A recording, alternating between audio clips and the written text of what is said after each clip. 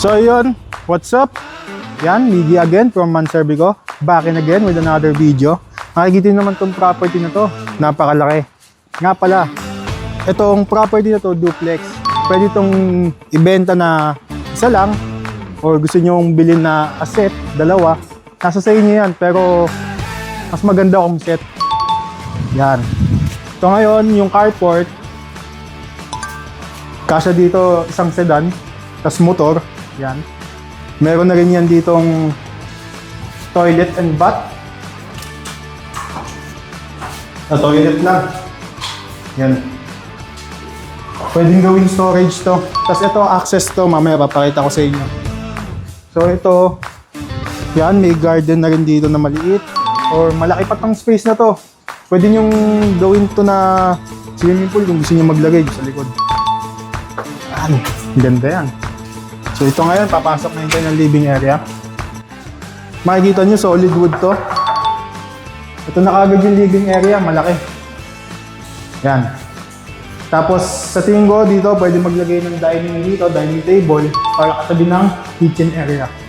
Yan, mga bago pa yan. Bago pa yan. Tapos ang maganda dito, may tubig. So, ito. Yan, may access din yan dyan. Palabas naman ng likod. Yan.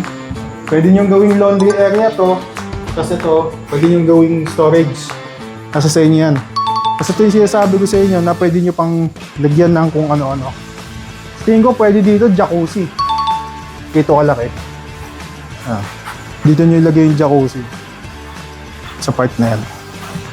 Tapos ito yung palabas ng carport. So yun, tapos na tayo dito ngayon sa ground floor. Akit naman tayo ngayon ng second floor. Let's go! Yun, nandito ngayon tayo sa may second floor. Kita nyo naman. Made of glass yan. Tapos pwede maglagay dito ng panibagong living area kasi malaki. Kita nyo naman. Ang laki ng bintana. Kitang-kita nyo yung labas. At sa second floor, meron dito tatlong room. Unahin na natin kung nasa kaliwa ko. Yan. Ito yung unang room dito sa may second floor. Ito nyo naman, very spacious. Tapos ito, may walk-in closet na din. Gusto nyo maglagay ng mga kung ano-ano dyan, pwede. May sarili na rin bathroom. May sink, toilet, may shower. Meron na rin sa lamig niyan. Tapos, ito, yung pangalawang room dito sa may second floor. Ganun din. Very spacious din. Yan. May sarili na rin niyang bintana. Matatanaw nyo mga neighborhoods nyo. Yeah? May sarili na rin itong toilet and bath para hindi na kayo bumaba sa second floor. Ito na rin to. May sink, may toilet, shower na din yan. Tapos ito na yung panghuling room dito sa may second floor. Ganun din, spacious din. Oh. Malaki, may mga cabinets. At may sarili na rin tong bathroom. Same lang din sa ibang room. May sink, may toilet, may shower na din yan. Malaking bintana. So tapos na tayo sa may second floor. Di ba dito natatapos yun? May third floor pa. Let's go! So ngayon, nandito ngayon tayo sa may third floor. Ganun ulit. Made of tempered siguro itong glass na to. So ito, very spacious. Pwede kayong maglagay ng living area ulit dito. Kasi ito mamaya lalabasin natin yan. Bago yan, dito muna tayo sa may room ulit. Kagaya nung sa baba. Very spacious din, no? May malaking bintana dyan. Tingnan nyo naman yung labas. Bukid. Kaya malamig kasi mo yung hangin dito.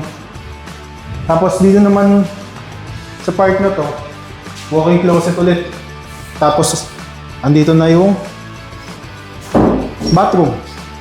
May sink, may toilet, shower na din. Yan. Tapos Paglabas natin dito, may isa pang room dito sa tingin ko pwede itong storage. Ito. Saktuhan lang siya. Pwedeng storage yan.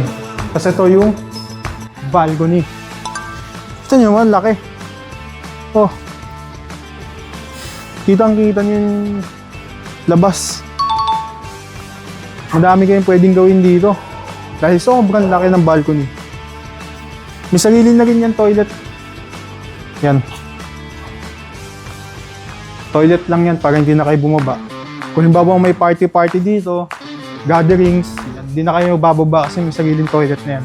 Kung interesado kayo sa property na kagaya nito, pwede nyo bilhin na sold as set or isa or dalawa kung anong gusto nyo. Wala na kayo bang may message pa? Ma-answer dito. See you in the next video.